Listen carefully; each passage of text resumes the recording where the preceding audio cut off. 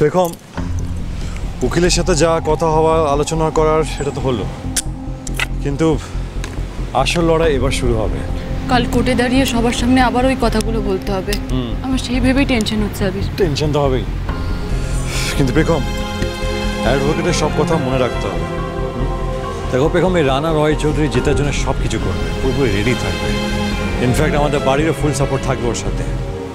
কিন্তু আমাদের এই রানা রয় চৌধুরীকে জিততে দেওয়া যাবে না। যে করে হোক আমাদের প্রস্তুত থাকতেই হবে। চলো বাড়ি চলো, কাল কি বলতে হবে একবার রিহার্স করে নিই। চলো। হ্যাঁ হ্যাঁ, এই তো আমিও খবর দেখছি। এই তো এই বাড়িতে থাকে। কি কাণ্ড, মেয়েটা লাজ লজ্জা বলে কিছু নেই। এই দেখো দেখো এসে গেছে। এই তো সেদিন বিয়ে হলো, এর মধ্যে সবার সামনে এসব কথা বলছে। ছি ছি ছি ছি। চলে এসো, চলে এসো। শুনলাম তো ওই বাড়ির নতুন জামাই আবিরের বউয়ের সঙ্গে অনেক বছর আগে কিসব খারাপ ব্যবহার করেছিল। সত্যি যদি এরকম হয়ে থাকে, কেস করেছে, ঠিক করেছে। ঠিক করেছে আবার কি? যাই হোক, নিজের ননদের বরের নামে কেউ এরকম অভিযোগ করে?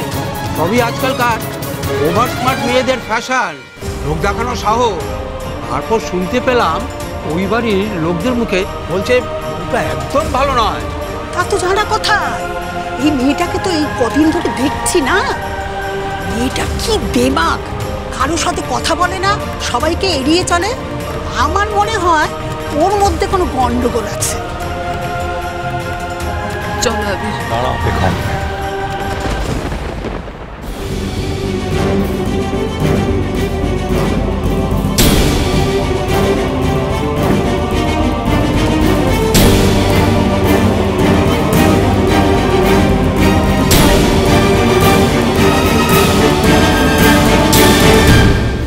কি ব্যাপার, তুমি এত সকাল সকাল এলে? Good morning aunty. Good morning. বসো না, বসো বসো।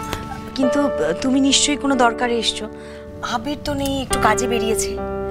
এক মিনিট। হ্যাঁ, কিছু খাবার নিয়ে আসছি। এখনই যাচ্ছি। এত সকালে বেরিয়েছে আবির? হ্যাঁ, যদিও কোথায় যায় সে খবর আজকাল আমাকে আর দিয়ে যায় না। আন্টি, হ্যাঁ, আমি আবিরের সঙ্গে নয়, তোমার সাথে দেখা করতে এসেছি। আমার সাথে? আসলে শ্রীদির বিয়ের দিন যা যা হলো সবটাই তো আমার চোখের সামনে দেখলাম, আর নিউজেও দেখছি। বুঝতে পারছি যে তোমরা খুব খারাপ পরিস্থিতির মধ্যে দিয়ে যাচ্ছ, কিন্তু তুমি আমাকে বলতে পারো আন্টি। আন্টি, আমি কিন্তু তোমাদের পাশেই আছি। আমি তো তোমার মেয়ের মতন, বলো।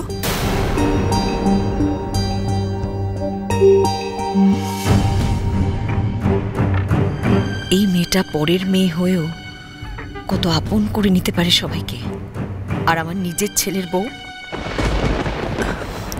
আর একটা কথা বলবো আন্টি, কিছু মনে করবে না তো?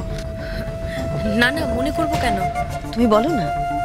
আসলে এই বাড়ির সব খবর আমি আবিরের কাছ থেকেই নিতাম, কিন্তু কালকে ওকে দেখে খুব স্ট্রেসড মনে হলো। তোমাদের ব্যাপারে জিজ্ঞেস করতে ও কেমন এড়িয়ে গেল। এর আগে তো কখনো এই বাড়ির কথাতে ওকে এড়িয়ে যেতে দেখিনি। আবির অনেকটা বদলে গেছে, তাই না আন্টি? আসলে আমি বুঝতে পারছি যে ও বেগমকে সাপোর্ট করার চেষ্টা করছে, আর সেটা করতে গিয়েই হয়তো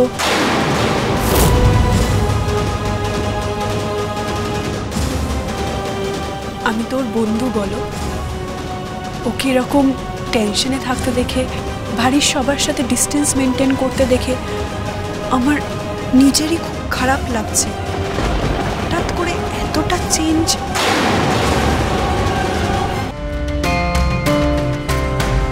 আপনারা আমাদের নিয়ে কথা বলছিলেন না? আপনাদের যা বলার সরাসরি আমাদের মুখের উপর বলতে পারেন। সবাই তো বলছে বাবা, আমরা নতুন করে কি বা বললাম বলো? দাঁড়াও বেগম, ছাড়লে তো হবে না। আমরা লড়াইয়ের কথা বলছিলাম না। লড়াই শুধু কোর্টে নয়, লড়াইটা আসলে সমাজের সাথে করা দরকার। আপনার পুরো ঘটনাটা নিউজ থেকে জেনেছেন, তাই তো? তার মানে আপনারা নিশ্চয়ই জানেন লোকটা অন্যায় করেছে, তাই লোকটাকে পুলিশে ধরে নিয়ে গেছে। তার মানে এবার লোকটার বিচার হওয়া দরকার, শাস্তি পাওয়া দরকার। কিন্তু আপনারা কি করছেন? প্রতিবাদ না করে উল্টে পেখমকে দোষারোপ করছেন। পেখমকে কাঠগড়ায় দাঁড় করাচ্ছেন কেন? ওর কি দোষ? না না আবির, ব্যাপারটা দোষ গুণের নয়। যাই হোক, মেয়ে তো। হ্যাঁ, মেয়ে। ছোট থেকে যাদেরকে আমরা সম্মান করতে শিখে এসেছি সেই মেয়ে। আমাদের মা, বোন, তাদের সবার মতো পেখমও একজন মেয়ে।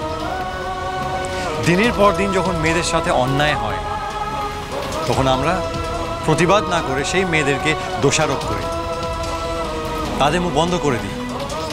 এইটাই আমাদের সবচেয়ে বড় দোষ। দেখো বাবা, অত শত বুঝি না, মেয়েদের এত সাহস ভালো না। ওসব খারাপ কথা মুখে আনতে আছে, মুখে কোনো লাগাম থাকবে না। আপনাদের মতো মানুষজন আছেন বলেই মেয়েরা সাহস করে এগিয়ে আসতে পারে না, পিছিয়ে যায়। তাই লাগাম যদি দিতে হয় তাহলে আপনাদের মতো লোকদের লাগাম দেওয়া উচিত। আপনাদের মতো মানুষেরা, আপনারা বুঝতে চান না বলেই মেয়েরা প্রতিবাদ করতে পারে না, নিজেদের যন্ত্রণার কথা বলতে পারে না। তাই শাস্তি দিতে হলে শুধু একটা রানা রয় চৌধুরীকে শাস্তি দিলে হবে না, আর অনেকে আছে, তারা সবাইকে শাস্তি দিতে হবে। আর কত লোকের সঙ্গে তুমি লড়াই করবে আবির আমার জন্য? কার কার মুখ বন্ধ করবে?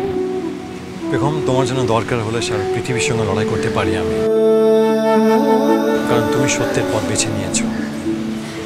আর মিথ্যেকে মিথ্যে বলতে আমি ভয় পাই না। এই বদল তো বিয়ের পর থেকেই শুরু হয়েছে। কেন তোমরা আগে খেয়াল করোনি? একটা ভুল মেয়ে পরিবারে এলে তার যে কি পরিণাম হয় তা হাড়ে হাড়ে টের পাচ্ছি। এখন খুব আফসোস হচ্ছে জানো তো, আবিরকে যদি আটকাতে পারতাম তাহলে হয়তো এই দিনটা দেখতে হতো না।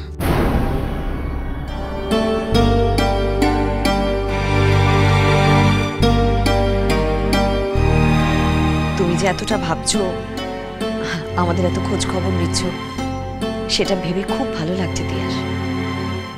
তুমি সত্যি খুব ভালো মেয়ে।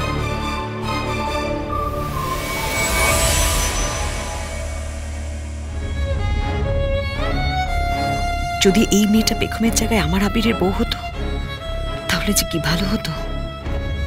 আগে যে কেন ভাবলাম না কি জানি। উমা, তুমি এখনো দাঁড়িয়ে আছো? বসো না, আমি তোমার জন্য একটু শরবত নিয়ে আসছি, বসো। আরে আন্টি, না না, তুমি চুপটি করে বসো।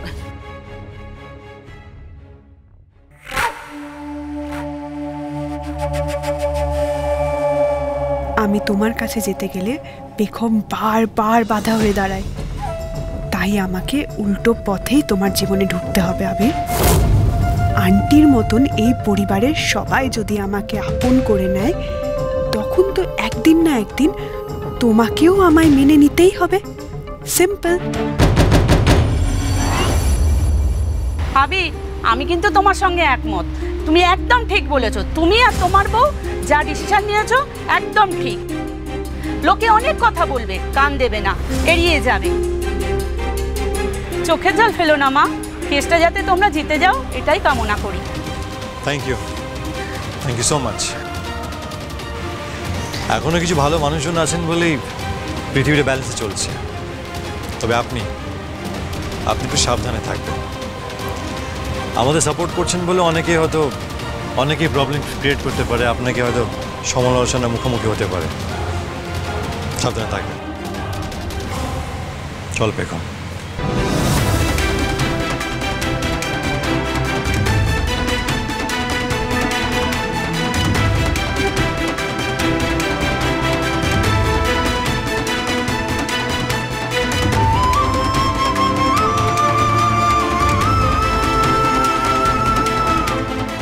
একজন পুরুষ আমার সম্মানহানি করেছিল, আর আজ তুমি পুরুষ হয়েও নিজের সবটুকু দিয়ে আমার সম্মান রক্ষা করে চলেছ, ঘরে বাইরে সব জায়গায়। তোমাকে না দেখলে আমি কোনোদিন বিশ্বাসই করতে পারতাম না যে বাবা ছাড়া অন্য পুরুষ ভালো হতে পারে।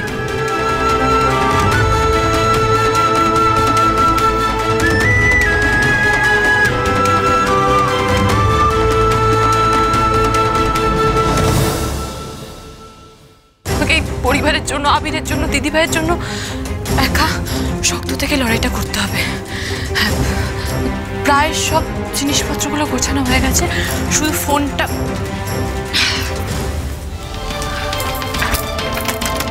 আজকে আর তোমাকে এই ঘর থেকে কেউ বার করতে পারবে না, কারণ কেউ জানতেই পারবে না তুমি এখানে আটকে আছো। কেউ শুনতে পাচ্ছ আমার কথা? প্লিজ দরজাটা খুলে দাও না, প্লিজ। অগোছালো